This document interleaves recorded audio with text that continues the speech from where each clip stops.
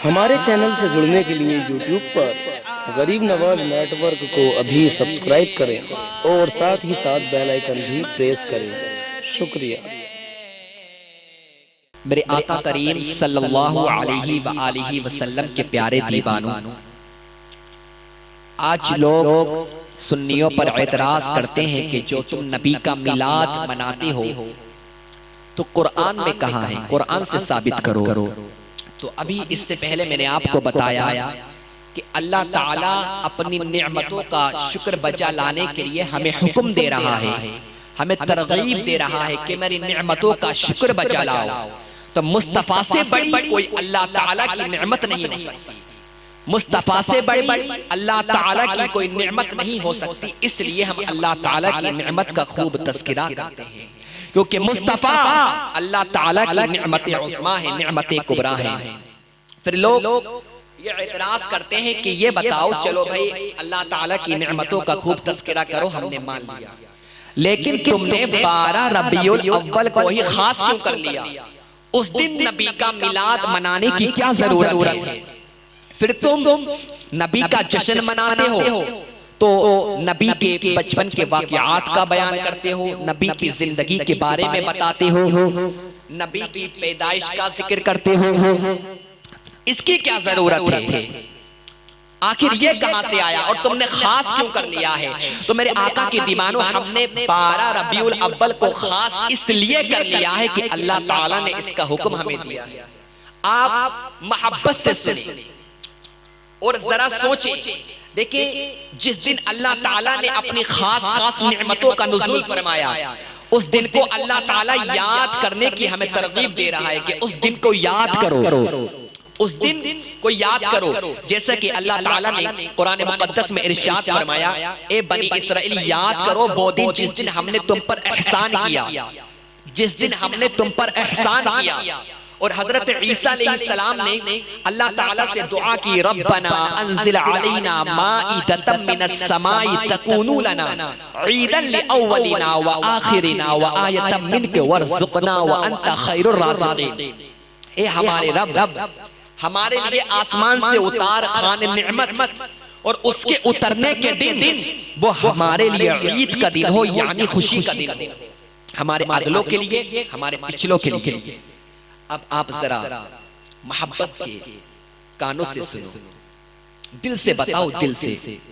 हजरत ईसा अलैहिस्सलाम ने क्या दुआ की कि मौला खाने नेमत उतार दे और उसके उतरने के दिन वो हमारे लिए ईद का दिन होगा, हमारे अगलों के लिए, हमारे पिछलों के लिए।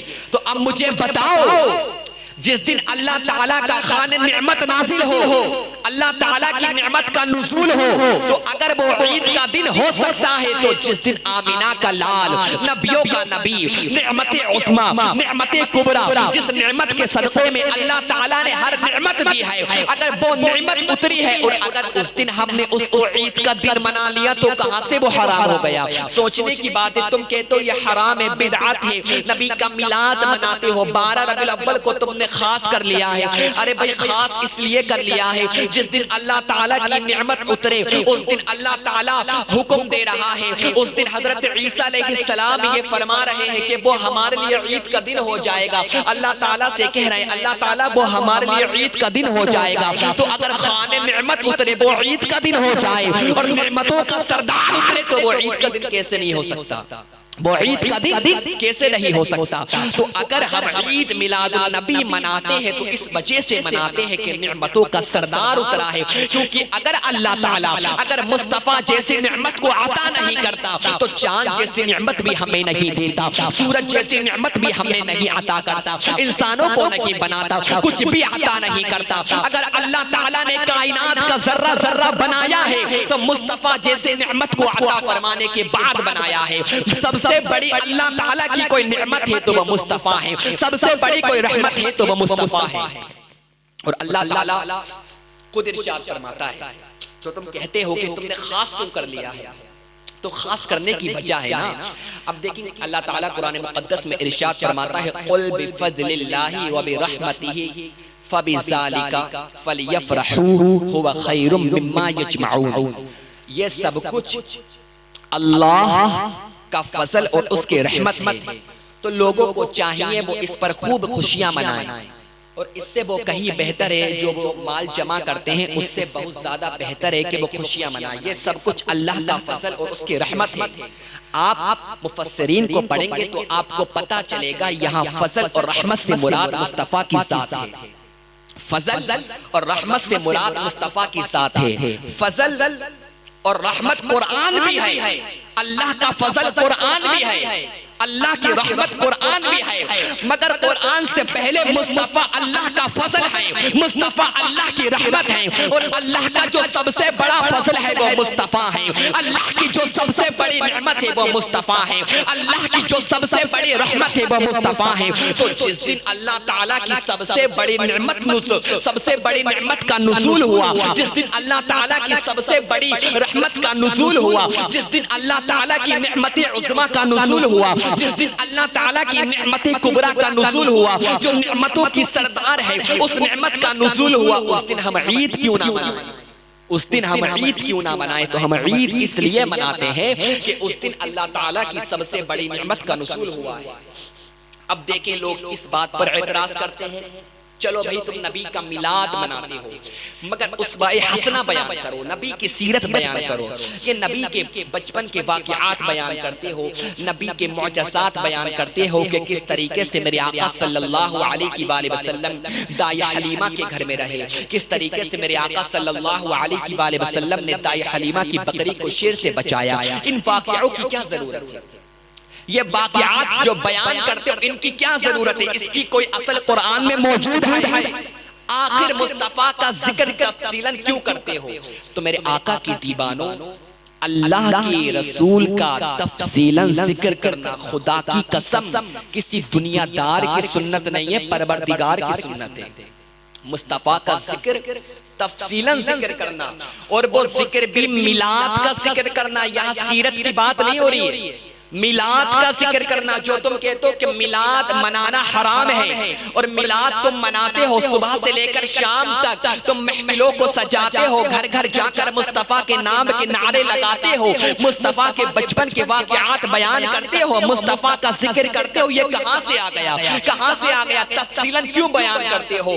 तो खुदा की कसम मुस्तफ़ा का जिक्र तफसीलन करना और मुस्तफ़ा का मिलाद तफसीलन मनाना ये किसी दुनियादार की सुन्नत नहीं है, परवरदिगार की सुन्नत है।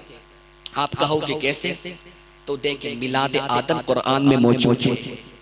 अल्लाह ताला कुरान मुक़द्दस में इरशाद फरमाता है, व इज़ क़ाल रब्बुका लिल मलाइकति इन्नी जाइलुन फिल अर्दि खलीफा।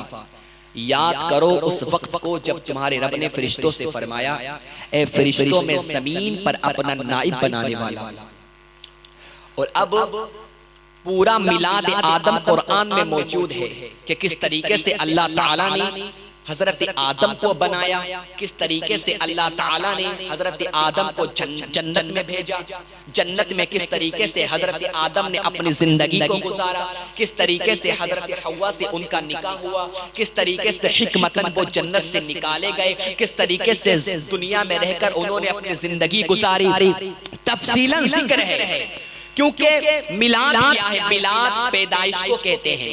तो मिलाद आदम कुरान में मौजूद है और तफसीलन है, पूरी जिंदगी के वाक़यात हजरत आदम के कुरान में मौजूद है। अब इसी तरीके से हम मिलाद मूसा को ले लें। मिलाद मूसा के पैदाइश के वाक़यात कुरान में मौजूद है, किस तरीके से मूसा अलैहिस्सलाम पैदा हुए, किस तरीके से मूसा अलैहिस्सलाम को संदूक में डालकर दरियाए नील में डाला गया, किस तरीके से मूसा अलैहिस्सलाम की परवरिश फिरौन के घर के अंदर हुई, किस तरीके से मूसा अलैहिस्सलाम का फिरौन से मुकाबला हुआ। सारे वाक़यात कुरान में मौजूद है और मिलाद मूसा तफसीलन कुरान में मौजूद है। मिलाद मूसा कुरान में मौजूद है और वो भी तफसीलन।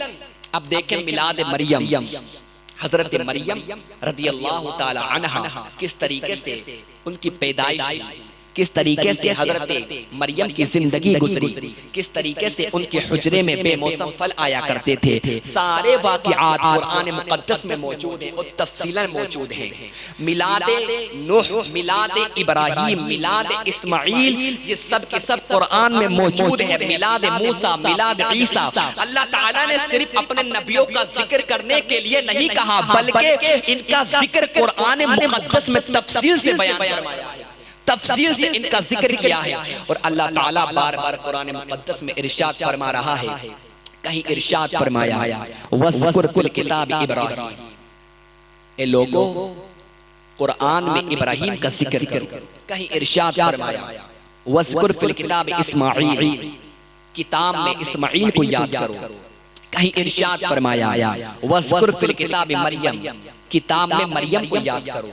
कहीं इरशाद फरमाया वज़्कुर फिल किताब इदरीस, कुरान में इदरीस का जिक्र करो।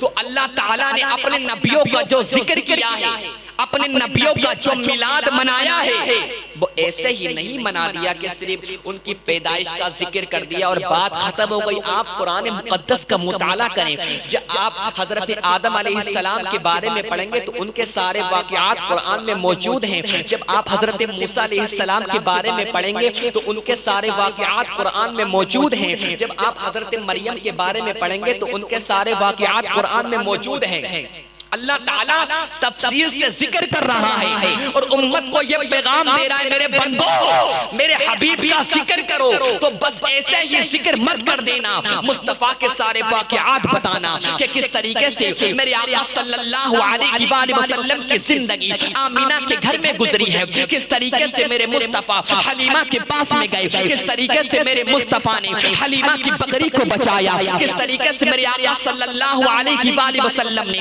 अपनी जिंदगी को गुजारा, किस तरीके से अबू तालिब ने मुस्तफा को पाला। तो मिलाद मूसा, मिलाद आदम, मिलाद ईसा का जिक्र कुरान में तफसील से है। तो अगर आज हम मुस्तफा का जिक्र तफसील से करते हैं तो वो हराम कहां से हो जाएगा? उसका जिक्र कुरान में मौजूद ही तो है ना। अल्लाह ताला ने जिस नबी का जिक्र किया, तफसीलन जिक्र किया, तो अगर हम नबियों के नबी, ताजदारों का ताजदार, अंबिया का अंबिया, रसूलों का रसूल, सारे रसूलों का सरदार, सारे रसूलों का आका, आदम का आका, मूसा का आका, नूह का आका, शीश का आका, सारे नबियों का आका, जिसके सदक़े में अल्लाह ताला ने कायनात का जर्रा जर्रा बनाया, अगर हम उस नबी का जिक्र करें, उस नबी का मिलाद मनाएं तो तफसीलन क्यों ना मनाएं? जब दूसरे नबियों का मिलाद अल्लाह ताला कुरान में तफसील से बयान कर रहा है, उनका मिलाद तफसील से मना रहा है, तो जब मुस्तफा की बारी आई तो जितना जिक्र आदम का है, जितना जिक्र मूसा का है, जितना जिक्र ईसा का है, जितना जिक्र मरियम का है, उससे लाख गुना ज्यादा मुस्तफा का जिक्र होना चाहिए। उससे लाख गुना ज्यादा जिक्र मुस्तफा का होना चाहिए। तो मेरे आका के दीवानों, तो आज जब हम मुस्तफा की महफिलों को सजाते हैं और अगर जब तुम हम हमारे यहाँ तुम मिलाद होता हुआ देखो, मेरे आका सल्लल्लाहु अलैहि वसल्लम पर एतराज करने वालों, मिलाद को हराम कहने वालों, मिलाद को बिदअत कहने वालों, जब तुम हमारी महफिलों में आओ और तुम देखो कि मुस्तफा के वाक़िआत का जिक्र हो रहा है, मुस्तफा की पैदाइश का जिक्र हो रहा है, मुस्तफा की विलादत का जिक्र हो रहा है, मुस्तफा की तारीफ बयान हो रही है, मुस्तफा के बचपन के मौजज़ात बयान हो रहे हैं, तो ये मत कहना ये कहां से आया। खुदा की कसम, मुस्तफा का जिक्र करना और जिक्र भी तफसीलन करना ये किसी दुनियादार की सुन्नत नहीं है, परवरदिगार की सुन्नत है। तो इसलिए हम मुस्तफा का जिक्र करते हैं और तफसीलन जिक्र करते हैं, और खास हमने इस वजह से कर दिया है, उस दिन को 12 रबीउल अव्वल को जिक्र तो रोज करते हैं, मगर उस दिन हम ईद मनाते हैं क्योंकि उस दिन अल्लाह ताला की सबसे बड़ी नेमत का नुज़ूल हुआ है। देखिए अल्लाह